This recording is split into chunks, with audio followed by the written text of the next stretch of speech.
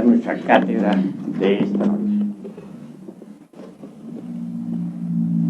Ante todo, mis estimables hermanos, se hace necesario conocer el camino que nos lleva a la autorrealización íntima del ser. Indubitablemente es urgente comprender la necesidad de cristalizar en nosotros eso que se llama alma.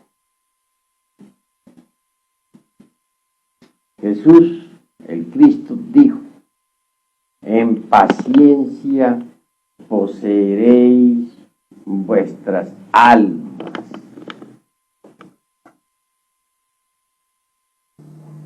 Mas antes que todo, conviene entender qué cosa es eso que se llama alma.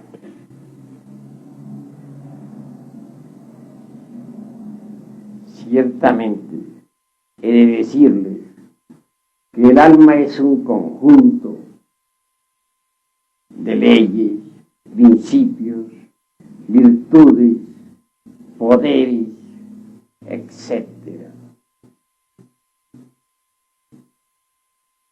Las gentes poseen la esencia, el material psíquico para fabricar alma, o mejor dijéramos, para cristalizar alma.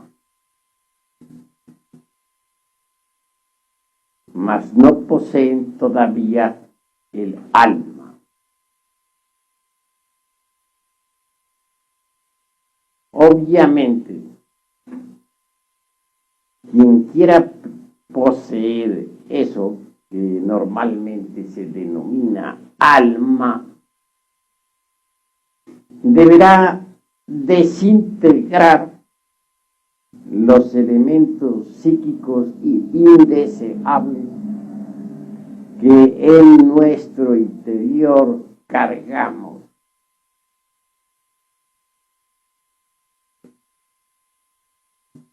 Ira, codicia, lujuria, envidia, orgullo, pereza, gula, etc. Virgilio, el poeta de Mantua, dijo: aunque tuvierais 1000 lenguas para hablar y paladar de acero, no alcanzaríais a enumerar todos vuestros defectos cabalmente.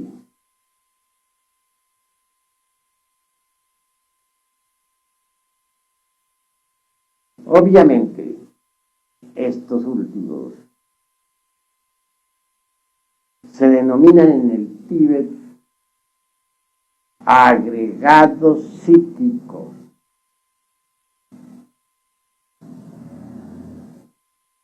Tales agregados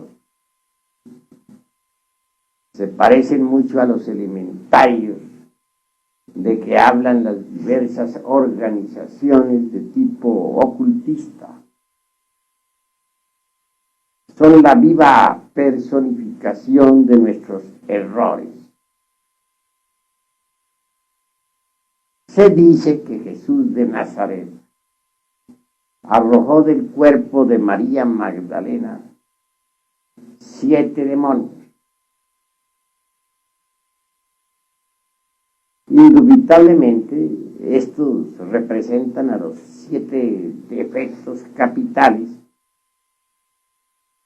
y se multiplican incesantemente.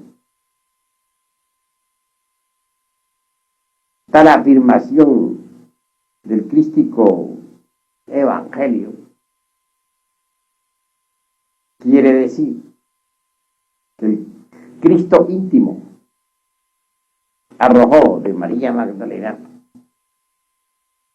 los diversos agregados psíquicos inhumanos que ella poseía.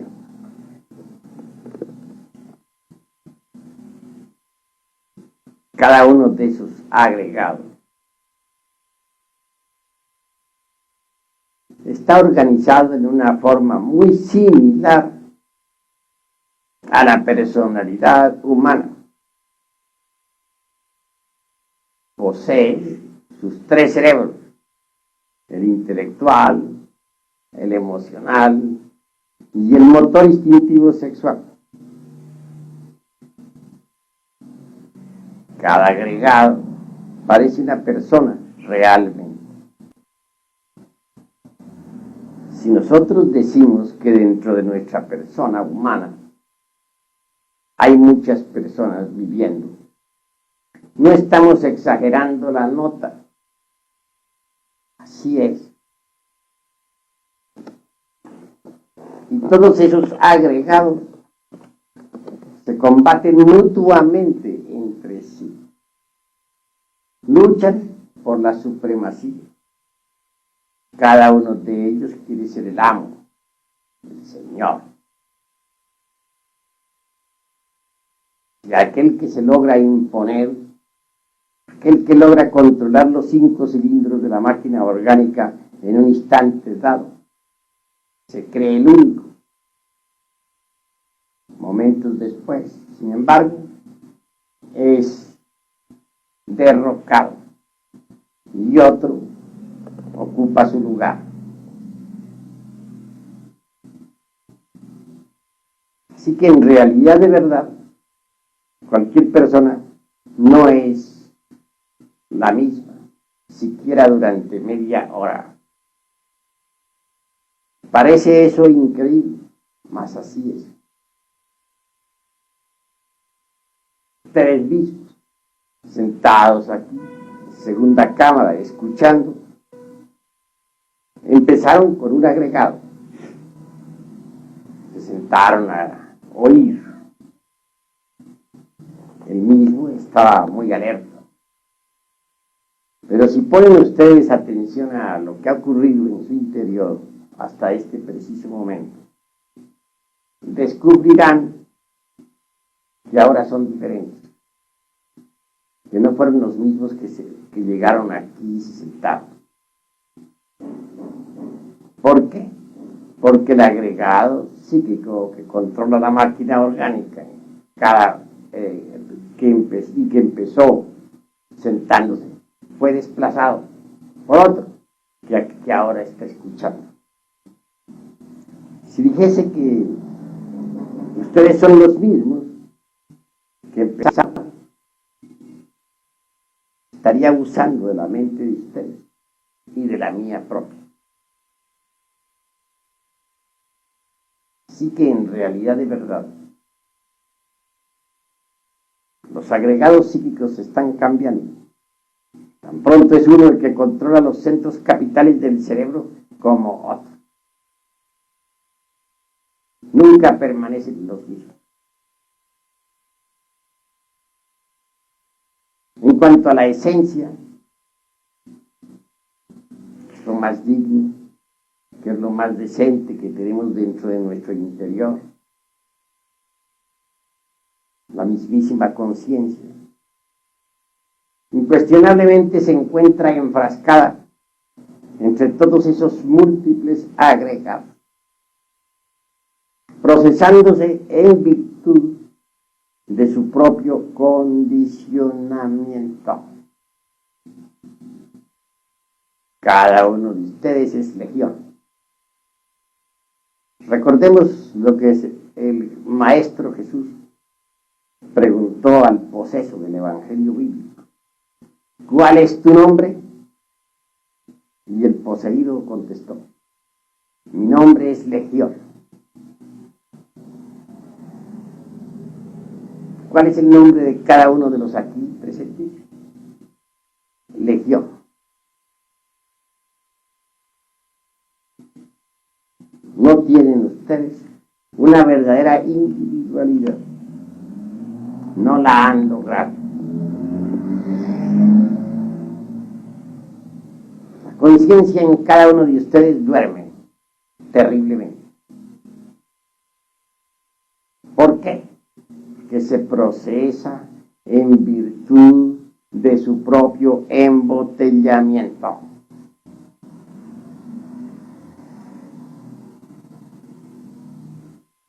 Entonces se halla en estado de hipnosis y eso no se puede negar.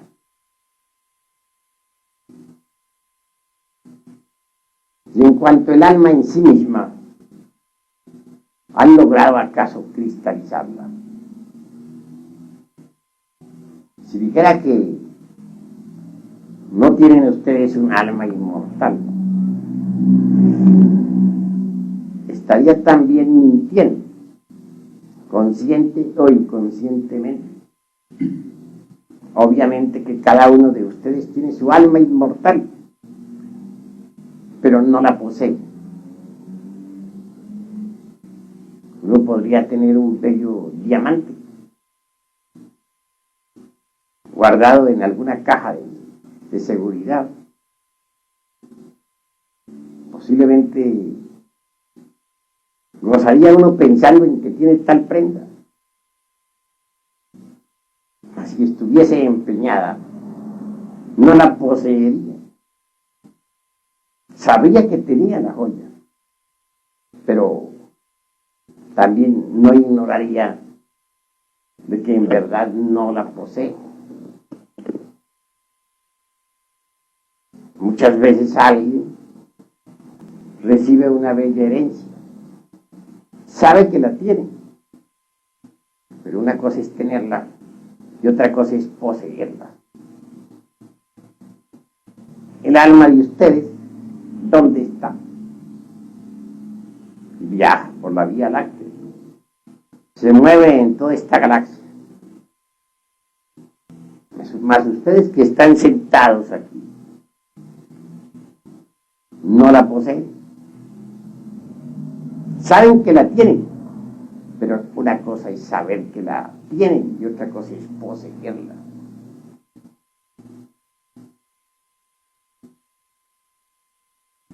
Así que vale la pena poseerla.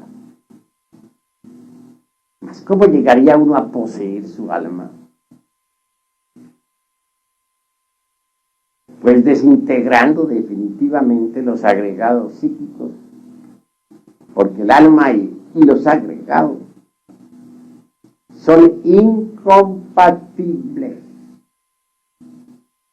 Son como el aceite y el agua. No pueden mezclarse.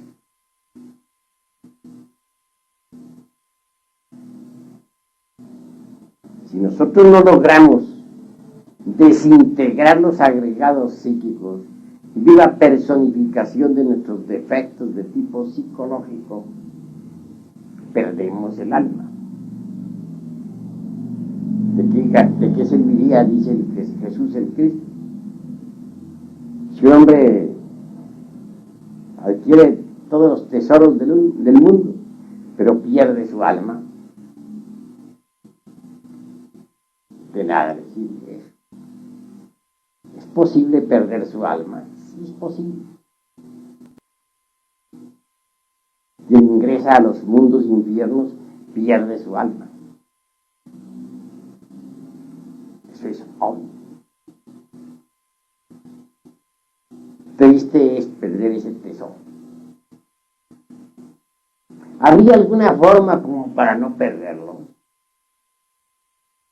Sí, repito, cristalizándola en sí mismo, aquí y ahora. Cuando uno quebranta completamente y desintegra el agregado psíquico de la lujuria, o los agregados, porque son muchos, cristaliza en la esencia que cargamos dentro, esa virtud preciosa del alma, conocida como castidad. Cuando uno logra destruir, aniquilar el agregado psíquico del odio,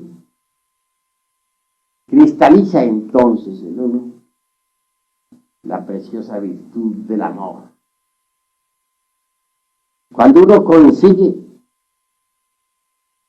reducir a polvareda cósmica el agregado psíquico del egoísmo,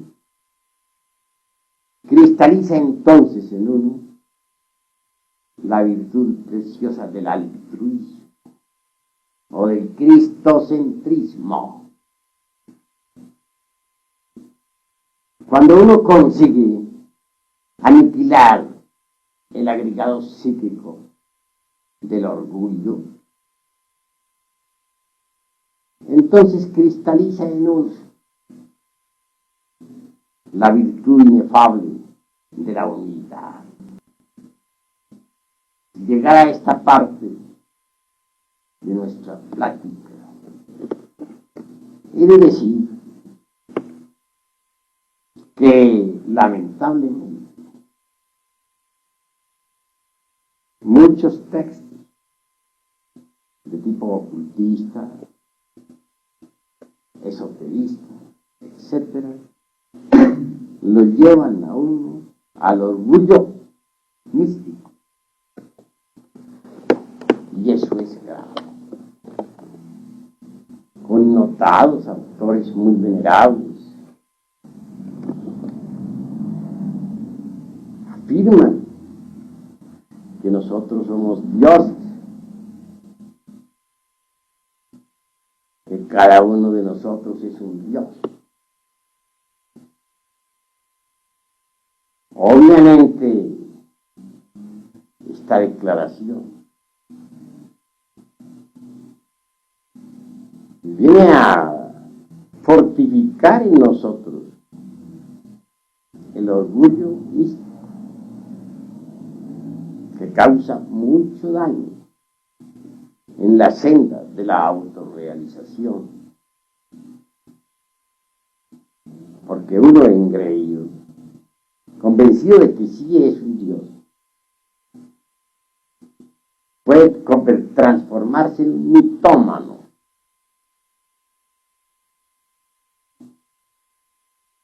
Incuestionablemente no es posible convertirse en un verdadero iluminado cuando se tiene orgullo. No podría yo jamás pensar en un Dios borracho, fornicario, adúltero, peleador, egoísta, envidioso, celoso, lujurioso, etc. Cada uno de nosotros es en realidad de verdad todo eso. Me ha dado mucho dolor encontrar siempre en los textos ocultistas, etcétera, sin citar en este momento organizaciones, algunas muy venerables. Esta tremenda afirmación nociva de que somos dioses. Es mejor ser serios y concretarnos a la realidad de los hechos. Mirar lo que somos y no formarnos ilusiones. Comemos, bebemos, fornicamos, adulteramos, odiamos, criticamos, somos celosos, etc. ¿Creen ustedes acaso en un Dios así? Es mejor decir, somos viles gusanos del lodo de la tierra. Y estar convencidos de que lo somos. Queremos convencernos, bastaría que fuéramos sinceros consigo mismos.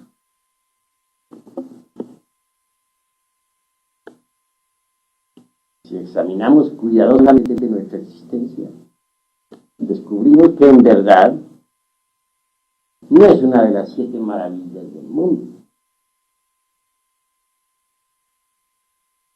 Este examen que hagamos sobre nosotros mismos y sobre nuestra propia vida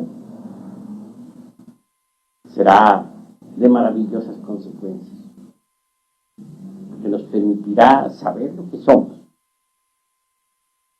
entender que no somos más que unos pobres pecadores, unos viles gusanos del lodo de la tierra. Así, en esa forma, marcharemos por el camino de la sencillez y de la humildad. Cuando uno desintegra en realidad de verdad ese agregado psíquico del orgullo, cristaliza obviamente en nosotros la humildad, que es la virtud más preciosa. Téngase en cuenta de que no solamente existe el orgullo basado en las posiciones sociales, en el capital, en el linaje de familia, etc. Hay un orgullo mucho peor y más nocivo que todas esas formas que acabo de citar, y es el orgullo místico, el creernos santos, sabios, el sentirnos dioses, creer o el suponer que nadie es más grande que nosotros, que somos grandes iniciados, etcétera, etcétera, etcétera. Esto es grave, porque en realidad de verdad el orgullo nunca permitirá que tengamos correctas relaciones con las partes más elevadas del ser. Cuando uno no puede relacionarse correctamente con las partes más elevadas del ser, tampoco puede gozar de la iluminación. Tendrá que vivir atenido a libros, a leer, a escuchar a los conferencistas. Nunca tendrá la experiencia mística de lo real.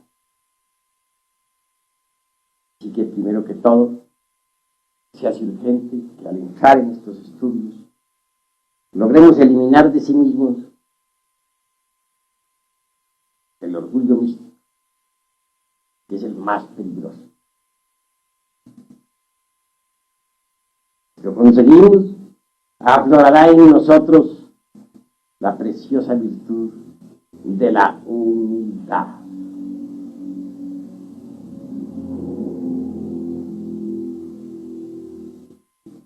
Cada vez que nosotros eliminamos un agregado psíquico, cristaliza una virtud, un poder, una ley, una facultad, un don, etc. Así es como poco a poco vamos cristalizando alma en nosotros. Esa alma que normalmente vive por allá en la Vía Láctea, viajando, irá cristalizando lentamente en nosotros.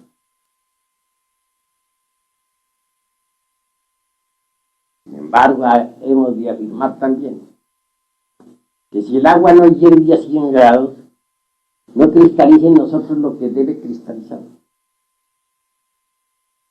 Y no se desintegra lo que debe desintegrarse. Con esto de que el agua debe hervir a 100 grados, estoy hablando en forma parabólica. Quiero decir que necesitamos pasar por grandes crisis emocionales para desintegrar cada defecto de tipo psicológico. Ser el caso de una hermana gnóstica que está trabajando en forma terrible sobre sí misma, con peligro de hasta de enfermarse su corazón.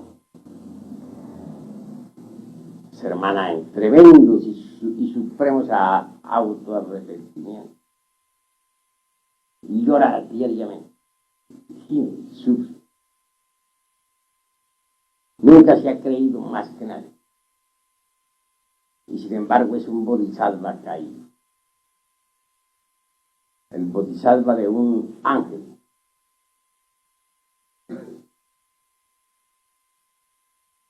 Ojalá muchos imitaran ese ejemplo.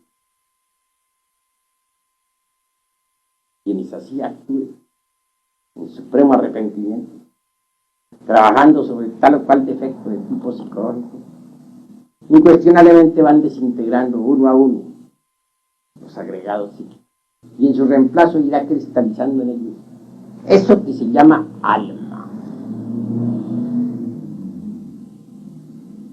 y quien consigue la desintegración completa de todos los elementos psíquicos indeseables que en su interior carga,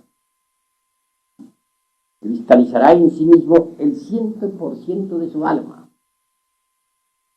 conjunto, repito, de virtudes preciosas, o gemas inefable, atributos y leyes, dones y cualidades de perfección.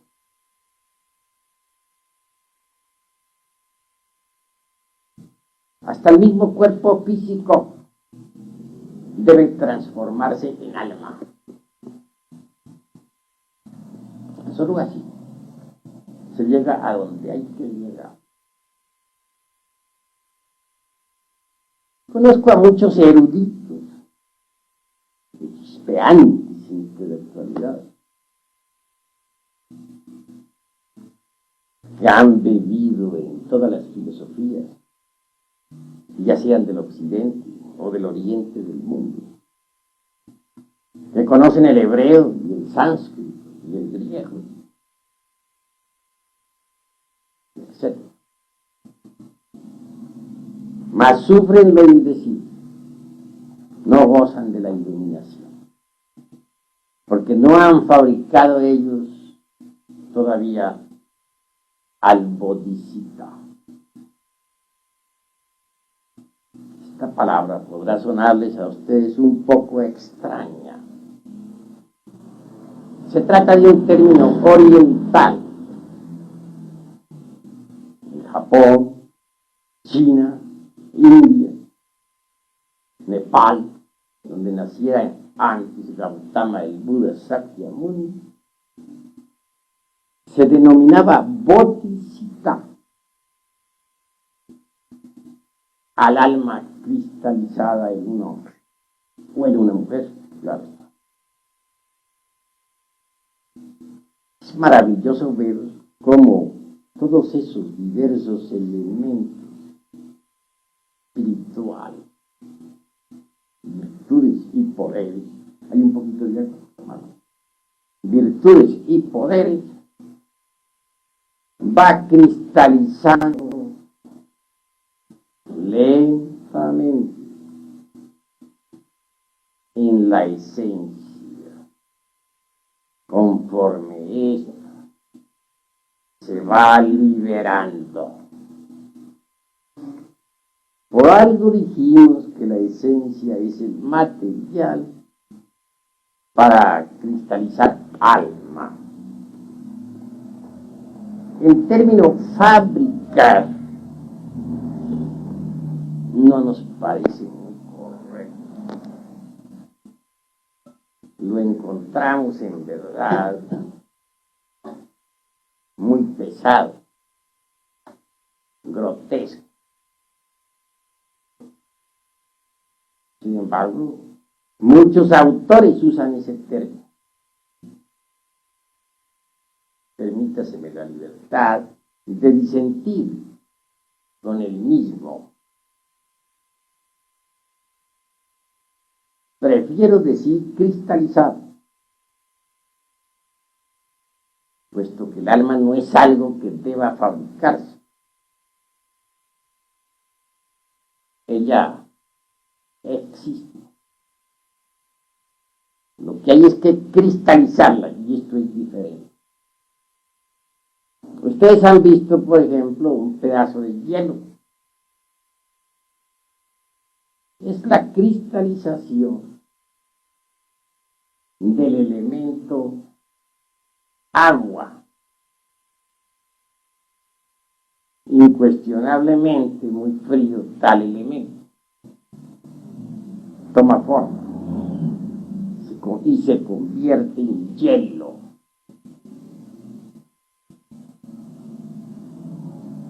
Asombra ver la cristalización del agua. Se realiza de acuerdo con ciertos principios geométricos extraordinarios. En forma similar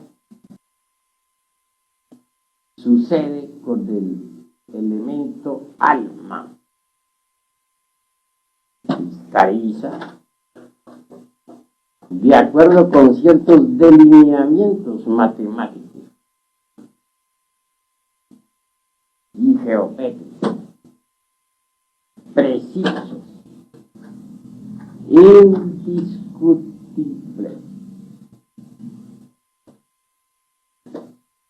Hasta el mismo cuerpo este que tenemos, carne y hueso, debe transformarse en alma. Y es posible transformarlo en alma si en realidad de verdad nos lo proponemos. Tenemos nosotros un cuerpo de carne y hueso. Este cuerpo físico está formado por órganos. Los órganos por células. Las células por moléculas, etc. No hay duda de que ha habido un principio directriz inteligente que ha promovido el ordenamiento de las células vivas en forma de órganos. A mí me da células inconscientes ordenándose así, dormidas, en forma de órganos. Qué absurdo es eso. Células dormidas, inconscientes, ciegas, como dice Haeckel, organizándose en forma de órganos. Eso no le cabría en la mente a nadie.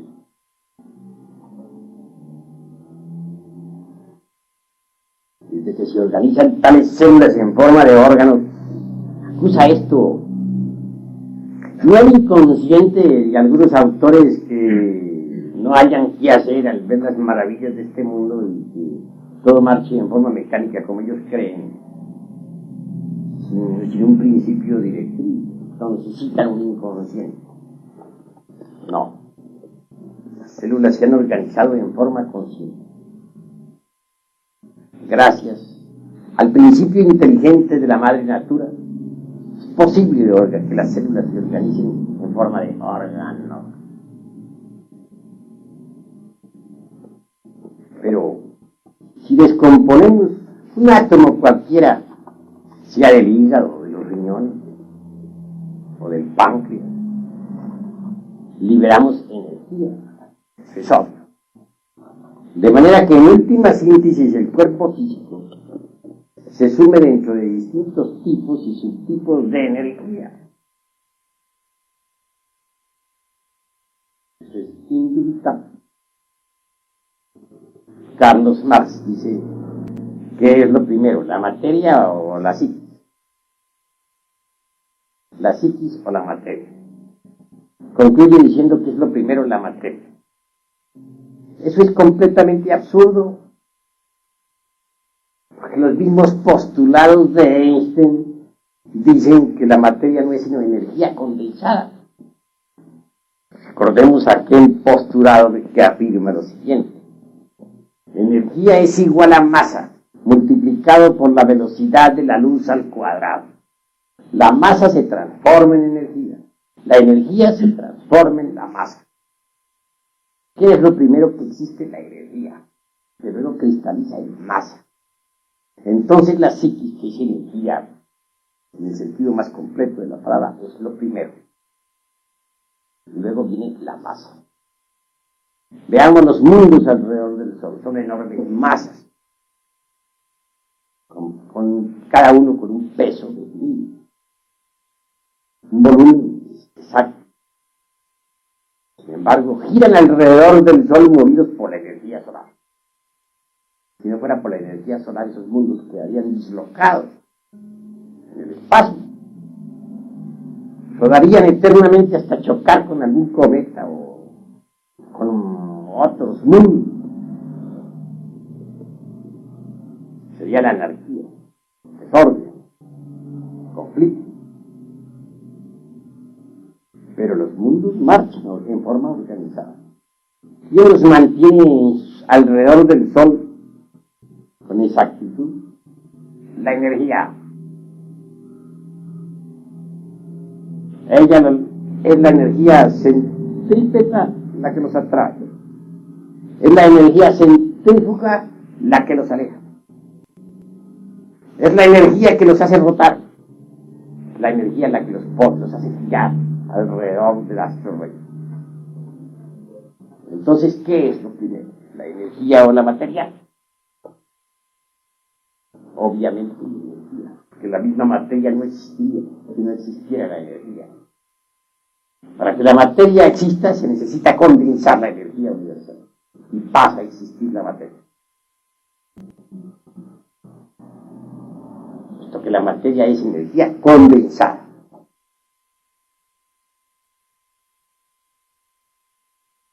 En cuanto al organismo humano, lo primero que existe es la energía. Ella permite a los átomos que giren alrededor de sus centros nucleares en la molécula. Ella permite que se realicen todas las funciones orgánicas, no solamente las funciones meramente reproductivas o químicas, sino también las funciones relacionadas con las calorías, las percepciones, etc. Además, aquellas funciones que se relacionan con la imaginación y la voluntad. ¿No sería posible concebir un cuerpo orgánico desprovisto de energía? ¿Cómo se realizarían los fenómenos catalíticos si no existiera la energía? Es que la energía es lo primero y la materia lo segundo. Si a esa energía la llamamos espíritu o conciencia o lo que se quiera, no importa, pero es lo primero. El nombre no viene al caso. La realidad es que la energía es anterior a la materia.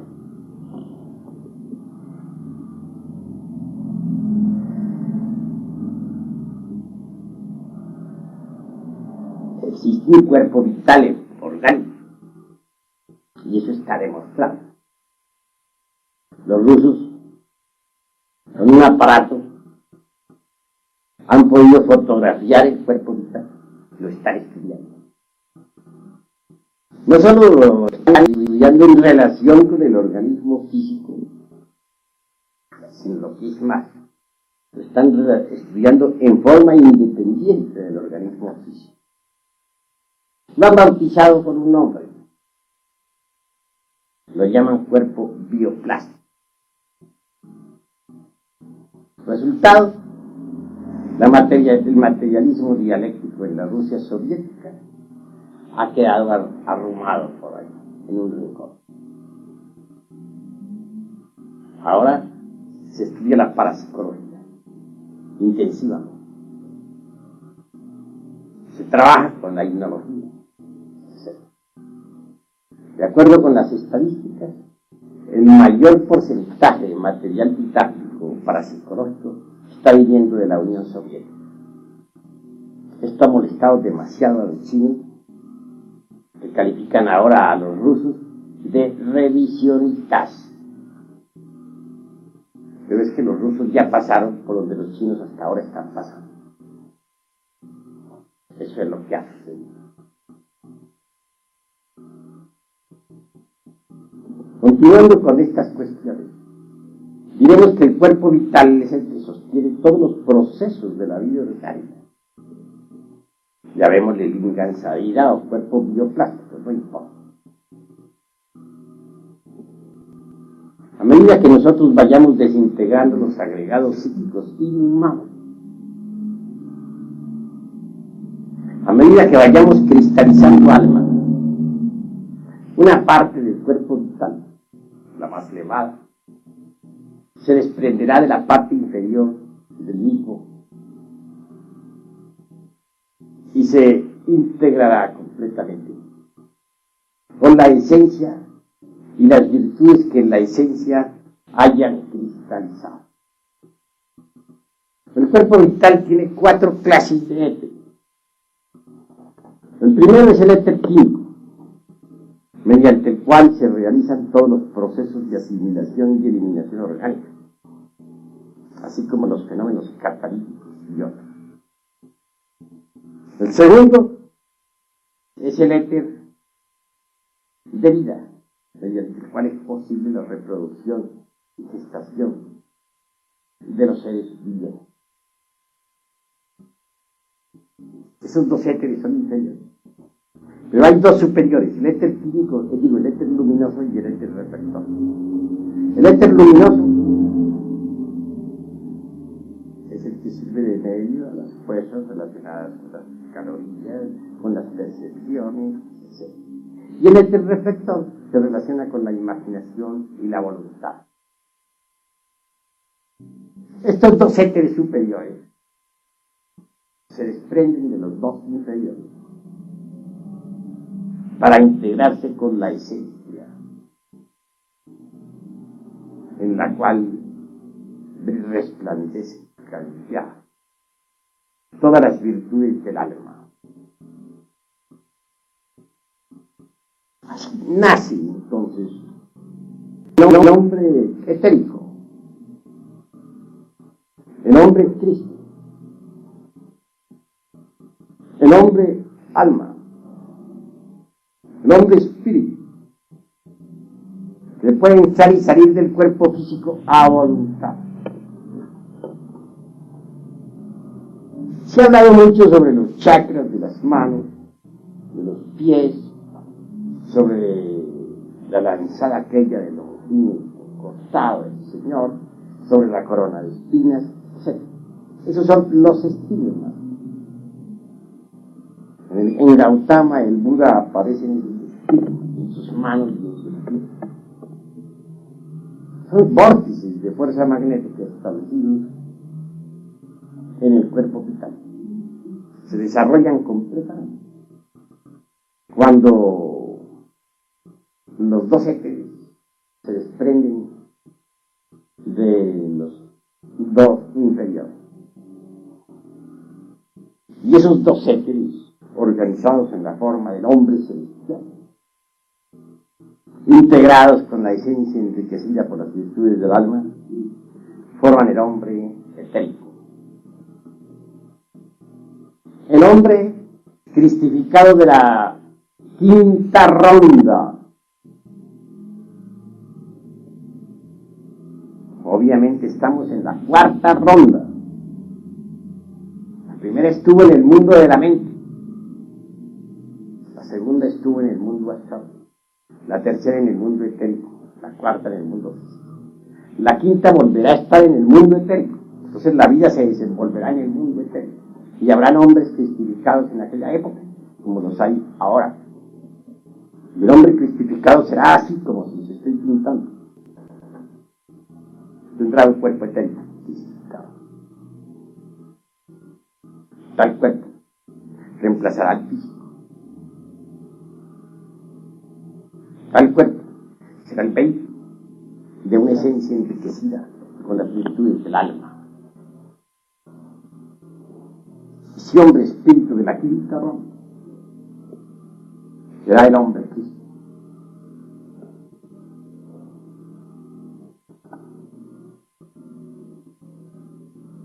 Si ustedes comprenden eso, comprenderán también la necesidad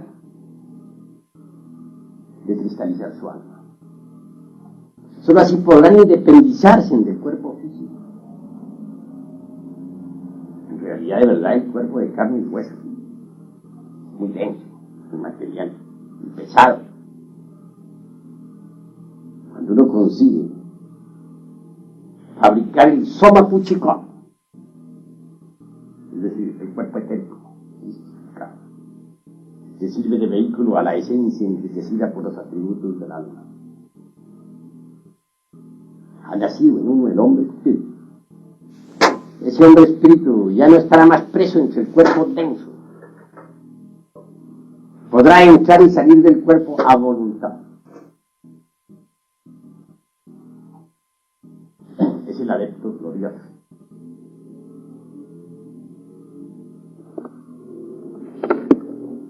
En la vida ha habido algunos hombres que lo han logrado.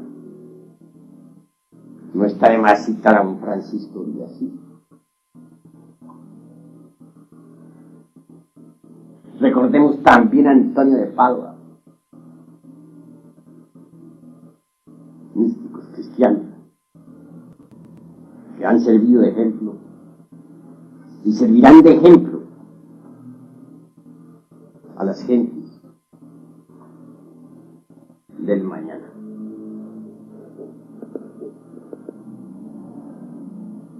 El hombre celestial realmente ya no es un prisionero dentro de ese calabozo de la materia física. Es libre para salir de ese cuerpo cuando quiera, para viajar con ese cuerpo a través del inalterable infinito, para sumergirse con tal vehículo en los mundos superiores, para descender al fondo de los mares o visitar a las dinastías solares en el astro rey.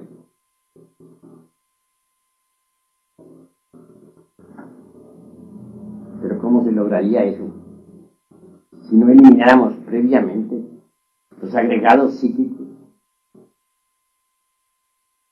Obviamente sería imposible.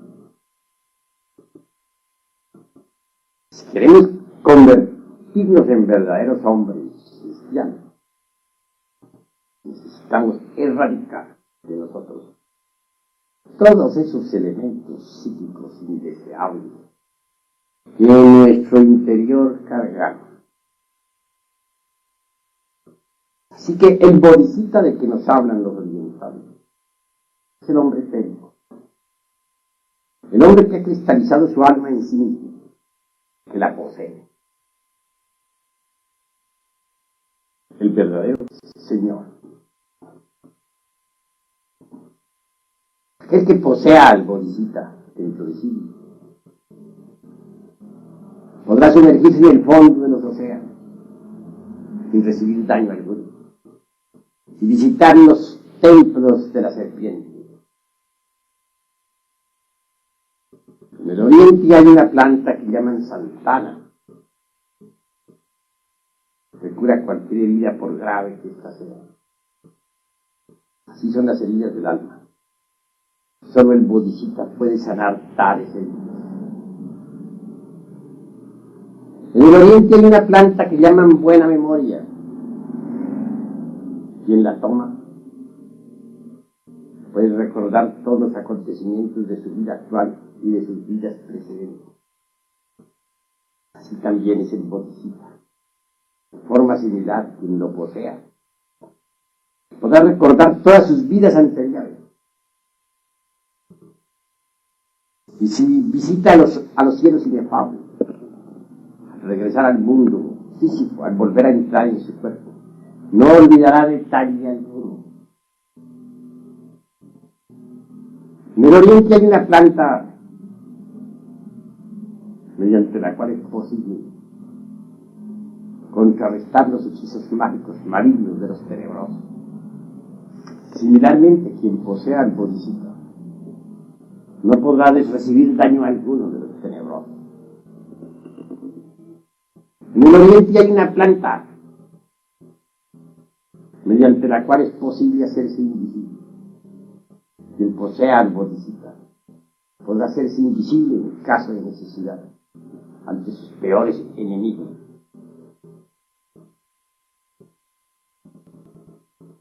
Así como un pescador hábil puede lanzarse en el fondo de los mares, entre los tiburones y defenderse sin recibir daño, así también es el bodhisattva. Quien lo posea, similarmente, podrá entrar en el fondo de los océanos, las bestias más feroces, sin recibir daño alguno. Se dice que la flor del loto del lobo sostiene la vida universal. Así también es el bodhisattva. Quien lo posee puede conservar su cuerpo físico vivo durante millones de años.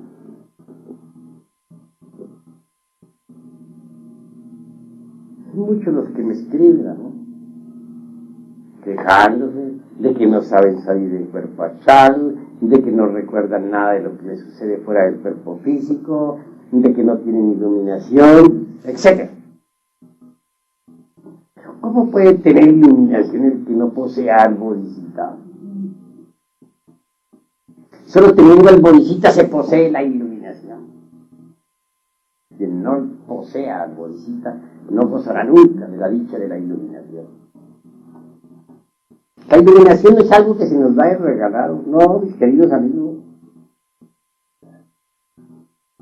Cuesta, y muy caro. La iluminación solo se explica mediante el Dharmakku. ¿Qué es el Dharmakku? O digo, dispense, he equivocado el término, mediante el Dharmadhatu. ¿Y qué es el Dharmadhatu? El buen Dharma, la recompensa de los méritos.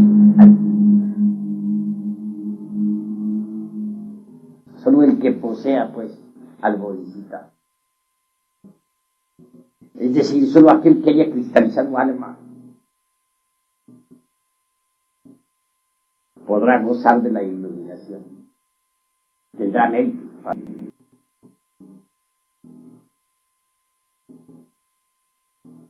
La iluminación se explica con el Dharmadhatu, es decir, con el Dharma universal, con la recompensa por nuestras buenas acciones.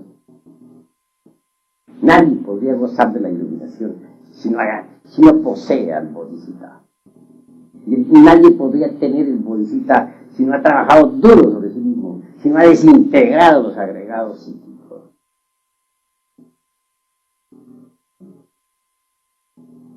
Así que, mis queridos amigos, necesitamos trabajar sobre sí mismos si es que queremos la justificación, si es que queremos poseer eso que se llama alma.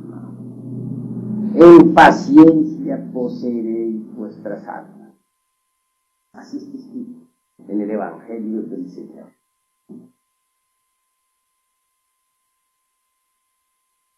Obviamente se necesita ayuda didáctica para poder aniquilar los agregados psíquicos.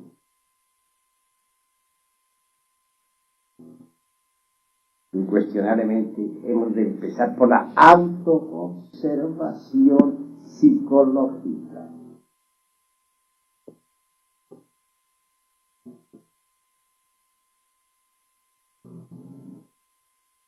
Cuando uno admite que tiene una psicología individual, propia, es claro que se propone autoobservar. ¿Qué es en relación con nuestras amistades? En la calle, o en el templo, o en la casa, o en el trabajo, o en el campo, etcétera, etcétera, etcétera, donde nuestros defectos psicológicos escondidos afloran. Si nosotros nos autoobservamos en forma continua, podremos ver defectos descubiertos. Debe ser abierto con el bisturí de la autocrítica para ver qué es lo que tiene de verdad. En vez de estar nosotros criticando vidas ajenas, tenemos que autocriticarnos. Cuando hemos hallado algún defecto en sí mismo, debemos analizarlo cuidadosamente, abrirlo, repito, con el bisturí de la autocrítica. Esto es posible a base de la autorreflexión evidente del ser, en meditación de fondo. Y una vez comprendido íntegramente el defecto en cuestión, entonces debemos desintegrarlo atómicamente. La mente por sí sola no puede alterar radicalmente ningún defecto. Puede pasarlo de un nivel a otro del entendimiento, esconderlo de sí misma o de los demás, justificarlo o condenarlo, buscarle evasivas, etc. Mas nunca alterarlo radicalmente. Se necesita de un poder que sea superior a la mente. Afortunadamente ese poder existe, se halla latente en las honduras de nuestro ser. Quiero referirme ahora en forma enfática a la serpiente ígnea de derechos mágicos por él. Isis, Adonis, Rea, Cibeles, Tonantzin, o la casta Diana o Maraj, no importa su nombre.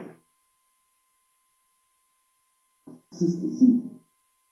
No fuera de nosotros, no, dentro. Obviamente tal poder flamígero es una variante de nuestro propio ser, pero derivado. Si nosotros en la meditación de fondo pedimos auxilio a Devi Kundalini Chakra, la mística serpiente de los grandes misterios, lograremos ser asistidos. Ella puede pulverizar cualquier agregado psíquico, si este ha sido previamente comprendido en todos los niveles de la mente. Y una vez aniquilado, surgirá en reemplazo alguna virtud del alma, alguna característica nueva, alguna ley, algún don especial, alguna cualidad.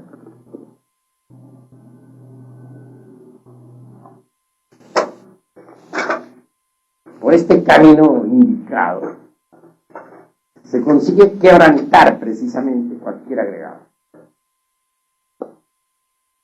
Indubitablemente, si logramos la destrucción absoluta de los diversos elementos psíquicos indeseables, habrá cristalizado en cada uno de nosotros la totalidad del alma.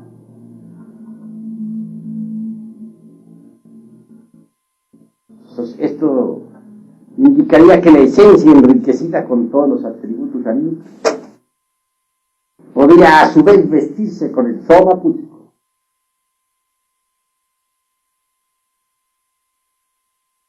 que es el vehículo del alma, el traje de boda. Así es como en realidad nace el hombre celestial en nosotros. Este ya no estará prisionero del cuerpo, repito. Recordemos aquellas palabras de San Pablo cuando nos dice: conocí a un hombre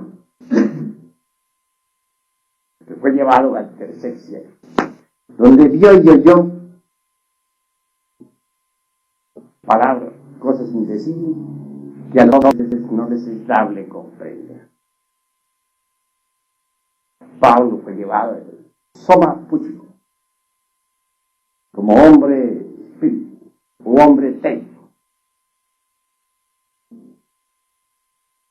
y de hecho conoció las maravillas del universo. Así que, mis queridos amigos, esta noche los he invitado a ustedes cordialmente a cristalizar en cada uno eso que se llama alma. Hasta aquí mis palabras. Hasta aquí la presente plática. Sin embargo, doy la oportunidad para que los que quieran preguntar algo en relación con el tema, pregunten. Eso sí, sin salirse del tema. Maestro, nos hace el favor de hacer una aclaración con relación a lo que es la muerte de momento en momento. En el momento en que uno anda en la calle, por ejemplo, con la necesidad de pedir la muerte de un yo, ¿tendrá que ponerse a meditar en la calle o cuál es el consecuencia? Bueno, la calle no es precisamente una de las 7 maravillas del mundo, como para poder uno entregarse a la meditación. Pero sí puede tomar nota del defecto psicológico que en la calle le ha asediado. Ya en casa, o por la noche a tiempo de acostarse, entregarse a la meditación. Bastará relajar el cuerpo físico en su cama, acostado, boca arriba, respirando rítmicamente, imitando más bien la respiración de los niños recién nacidos. Y entonces sumergido, así en concentración perfecta y meditación de fondo, reconstruirá la escena donde aquel defecto surgió. Analizará el defecto cuidadosamente, sinceramente, sin escapatorias, sin justificaciones de ningún tipo. Y una vez que lo haya comprendido, entonces se entregará a la oración. No olviden ustedes aquella frase latina que dice lo siguiente: bene orace, bene et bene laborace. Repito, bene orace et bene laborace. Es decir, el que bien ora, bien trabaja. Orar es trabajar. Metido en profunda oración, pedirá la Adeli Kundalini Chakti, la divina madre particular, individual de cada uno de nosotros, porque cada uno tiene la suya propia, que desintegre aquel agregado que ya comprendió en todos los niveles de la mente. Y debe proseguir con una serie de sucesivos trabajos hasta que el agregado psíquico en cuestión desaparezca. Ese es el camino obvio a seguir. ¿Alguna otra pregunta? Por ejemplo, un ego suele presentarse de distintas formas en los distintos centros. Entonces ese ego se le debe pedir a la Divina Madre que destruya el ego como uno solo, o son varias subdivisiones de un mismo ego, porque siempre se presenta en el mundo, en la mente de una manera.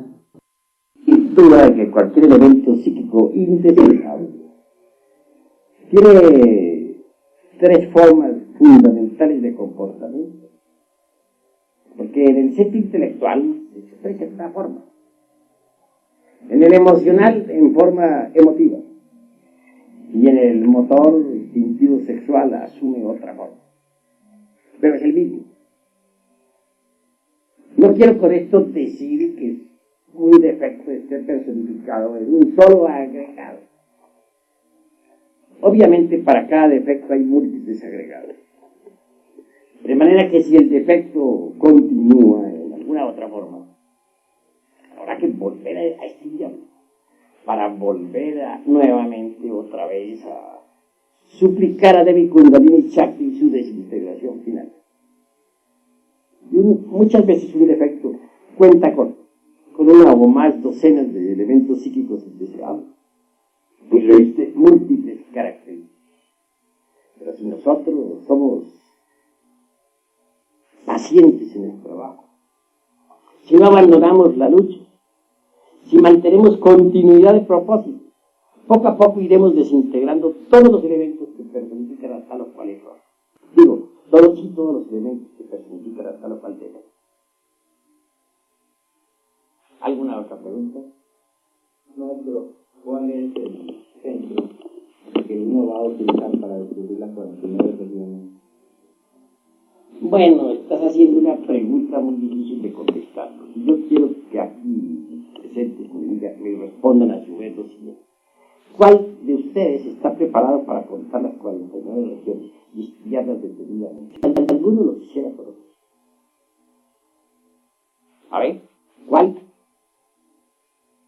Sinceramente, ¿alguno de ustedes podría conocer cada una de las 49 regiones y hablar de ellas? ¿Ya ves? Ninguno. A medida que uno vaya avanzando en el trabajo, irá descubriendo esas regiones. Antes es como querer ensillar antes de traer las leches, o como querer ordeñar la vaca sin haberla comprado. ¿Alguna otra pregunta, hermano? Cuando uno evoluciona, el alma inmortal, el retorno, ¿de qué le serviría a un hombre, dice Jesús el Cristo, si consiguiere todos los tesoros del mundo, pero pierde su alma? A ese más le valiera no haber nacido, o colgarse una piedra de molino al cuello y lanzarse al fondo del mar. Son palabras del Nazareno.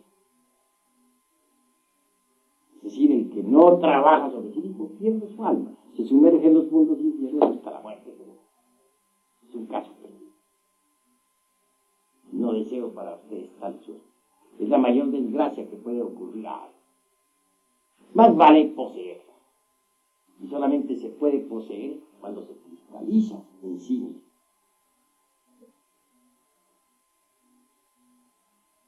¿Alguna otra pregunta?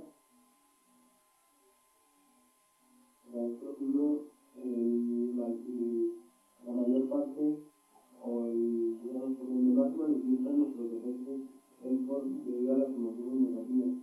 ¿Nos podría decir alguna forma para equilibrar ese centro emocional en relación al intelectual y al motor? Pues incuestionablemente las emociones negativas son muy perjudiciales. El que es víctima de las emociones negativas se vuelve mentiroso, criminal, calumniador y perverso. Supongamos que a un hombre alguien le dice que su mujer está en relaciones amorosas con otro hombre. Entonces, se deja llevar de la emoción negativa y hasta puede ir y matar a la mujer y matar al otro caballero. Digamos que la noticia fue falsa y que la pobre mujer solamente conservaba amistad con aquel señor. Tal vez habría hablado con él, que nunca pensó en tener amores ni amoríos, ni hacerle mintiera al marido. Entonces el marido, además de asesino, es calumniador y perverso. Así pues, las emociones negativas lo vuelven a uno malvado. ¿Cómo hacer para controlar las emociones negativas? Queda más que un remedio. Cultivar las emociones superiores del centro intelectual. El centro intelectual tiene la emoción superior, la parte motora superior y la inteligencia de la inteligencia. Cultivemos la emoción superior del centro intelectual. La música armónica, la música bella, la música feliz, la pintura, el arte, la belleza, los estudios superiores, la mística inefable, el esoterismo, la gnosis. Y así vamos poco a poco controlando las emociones inferiores. Pero eso no es todo. Necesitamos por último eliminar los agregados psíquicos del centro emocional inferior. Tenemos que descubrirlo, cómo trabajan, cómo se manifiestan, cómo ante una noticia falsa nos llenamos de emoción, hacemos a la vaca, vamos al fracaso. Todos esos agregados sentidos se eliminan. Tenemos un amigo en México, que es licenciado. Un buen amigo, por cierto. Desgraciadamente, alguien le trajo una noticia bastante desagradable. Le dijeron que su hermana había sido víctima de un fraude. Este hombre creyó eso al pie de la letra y se llenó de grande ira. Como secuencia o corolario está ahora en estado preagónico. Le vino una embolia cerebral. Y era un hombre muy capaz, muy inteligente. Y por cierto que está gnóstico. Desgraciadamente no haya eliminado los agregados psíquicos del centro emocional. Y por cierto, la noticia era falsa. Fue víctima de una noticia falsa. Calumnió a otros. Creo que ese ya defraudado a su hermano. Resulta que ese era un hombre honrado. Y además se causó daño a sí mismo. Prácticamente se suicidó. Ve a dónde lo llevan a uno las emociones negativas. Por eso es que hay que eliminar los agregados psíquicos de las emociones negativas. Agregados psíquicos como los del temor. Agregados psíquicos como los de la ira. Agregados psíquicos como los del odio. Todo eso es de las emociones negativas. Si no consigue eliminarlo, entonces no será ya más víctima de esas emociones inferiores. Les he dicho, pues, lo que tengo que decir con respecto a las emociones negativas. ¿Hay alguna otra pregunta? Maestro, en nosotros, ¿quién es realmente que nos ayuda a observarnos? ¿Son los yo gnósticos que hemos formado o es el sentido de la observación conforme se va desarrollando poco a poco en nosotros? Pues la esencia misma es la que auto-observa sus procesos. Así es. Maestro, ¿podrá existir el bodhisattva existiendo dentro de nosotros todavía algunos agregados psíquicos? No es posible. Ni uno solo. Para que el bodhisattva exista ya totalmente en nosotros, pues se necesita la eliminación total de todos los elementos psíquicos indeseables que en nuestro interior cargamos. Sin embargo, que nos está eliminando comienza pues a darle forma al bodhisattva. No podría surgir el bodhisattva de la noche a la mañana. Se va formando en nosotros poco a poco, a medida que vamos eliminando los elementos psíquicos indeseables. Pero existir cabalmente y en forma total, únicamente cuando todos los elementos indeseables de la psiquis han sido aniquilados. Por eso se ha dicho en budismo ortodoxo, muy riguroso, que hay que pasar por la aniquilación budista. Palabra que asusta mucho a algunos pseudo-esoteristas y pseudo.